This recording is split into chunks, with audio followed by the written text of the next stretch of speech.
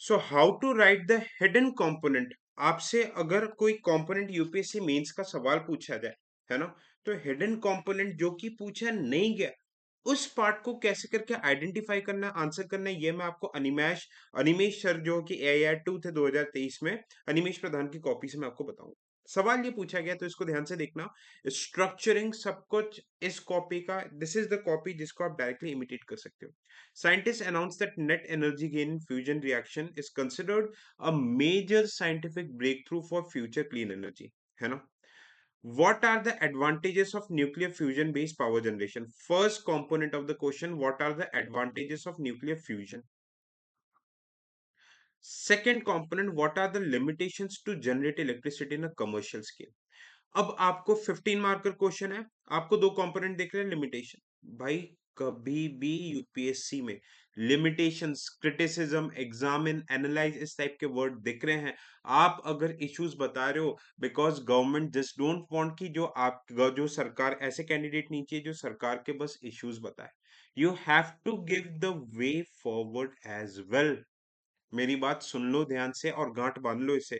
आपको यहाँ पे वे फॉरवर्ड देना पड़ेगा, एज की टॉपर ने दिया है।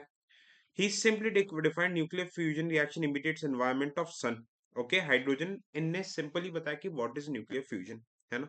अब देखो एडवांटेजेस, क्लीन एनर्जी है, okay, risk of mining nuclear fission वगैरह में ये सब रिड्यूस हो जाता है, वेस्ट डिस्पोजल, रेडियो एक्टिविटी की टेंशन नहीं है जो कि फिजन में होता है, technology can be replicated and does not have resource deficiency, okay, abundant quantity thorium वगैरह में मिलता है, okay, but limitations nuclear fusion का, ओके। स्केलेबिलिटी की इश्यूज है, हाई टेम्परेचर, भाई सन का इमिटेशन करना है तो हाई टेम्परेचर की रिक्वायरमेंट रहेगी, टेक्नोलॉजी, टैलेंट, स्किल्स की कमी है, इंडस्ट्रियल एक्सीडेंट्स काफी ज्यादा रह गए इन सबसे, इन्वेस्टमेंट काफी ज्यादा लगेगा इनिशियल स्टेजेस पे, नो लार्ज स्केल स्टडी, भाई अभी तक यहाँ पे लार्ज स्केल कमर्शियल बेसिस पे फ्यूजन की स्टडी हुई नहीं है ना। अब देखो, just from look from the perspective of examiner, एक दो तीन चार एडवांटेजेस में पॉइंट, 5 पॉइंट बता, लिमिटेशंस 6 पॉइंट्स। अब यहाँ पे ही address the hidden component as well, है ना। Increase international collaboration similar to ITER building tokamak reactor, है ना। Research and development, scope of commercial mid-scale, environmental social impact and assessment of the people, industry, generic points है but छोटे छोटे points, industry academia gap 5 points हो गए, 5 5 10 16 point इनने मार दिए as per the demand of the question. How he concluded it? While IPCC mandates 43% decrease in CO2 by 2030 to meet 1.5 degree Celsius target, technology of nuclear fusion shows the way.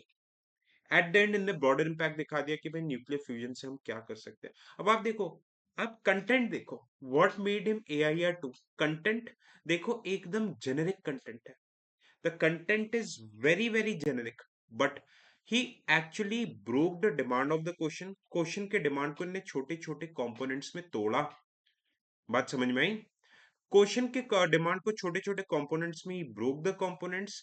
फिर इसके साथ क्या किया इनने, एकदम जेनरिक पॉइंट्स, एकदम generic points और जो हिडन एस्पेक्ट है उसको बताया। Look at the psychology, 15 marker question में he is giving 16 points, unique points.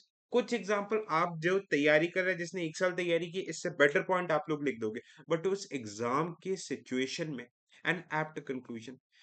इसी टाइप से अगर आप हर क्वेश्चन में, एक्स्ट्रॉर्डिनरी पॉइंट्स नहीं चाहिए, मैं आपको बता रहा हूं, है ना, just with average content, well placement, answering all the components of question, all the components including the hidden component, you can easily ace this examination average content से ही। this is what the toppers are doing। मैं इतने सारे अपने crack the मतलब crack the mains code वाला जो, मतलब जो मेरा कोर्स चल रहा है मेंस कोर्स में, मैं डिटेल में यही चीजें बता रहा हूँ कि एवरेज कंटेंट क्या क्या लिखने के तरीके होते हैं।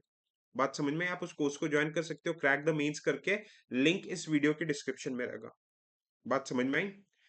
सो this is the X factor, ठीक है, दिस इज द वे आपको आंसर राइटिंग प्रैक्टिस करनी है। So hope this helps. आप मेरे टेलीग्राम चैनल को भी ज्वाइन कर सकते हो, सिविल सोल्जर नाम से। Thank you so much.